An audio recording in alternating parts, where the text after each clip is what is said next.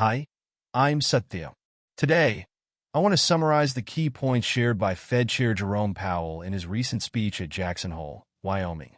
Powell began his speech by noting that nearly 4.5 years after the arrival of COVID-19, the worst of the pandemic-related economic disruptions are gradually fading. Inflation has significantly declined, labor markets have cooled, and supply constraints have normalized. While work to restore price stability is ongoing, substantial progress has been made toward achieving this goal. Powell highlighted the current state of the economy and the near-term outlook for monetary policy. For much of the past 3 years, inflation ran well above the Federal Reserve's 2% target, and labor market conditions were extremely tight. The Federal Open Market Committee, FOMC, focused on bringing down inflation to alleviate the hardships faced by many due to rising costs. Recent data show that inflation is now closer to the target, with prices rising by 2.5% over the past year. This progress has bolstered confidence that inflation is on a sustainable path back to the 2% objective.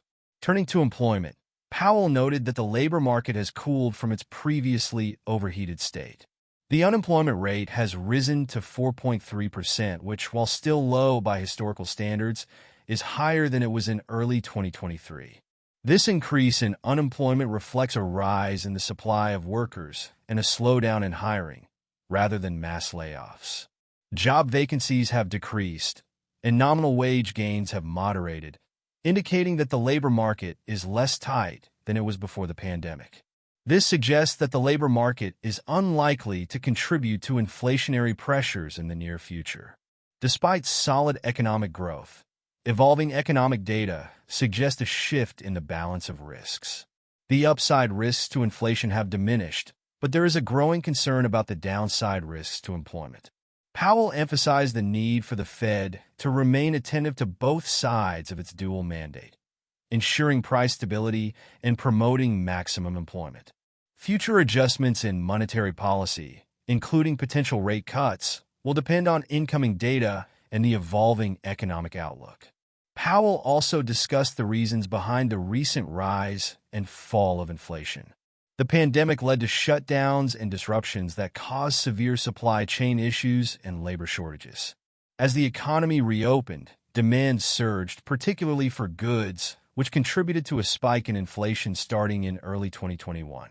Initially, many believed this inflation would be transitory, but it became clear that stronger action was needed to anchor inflation expectations.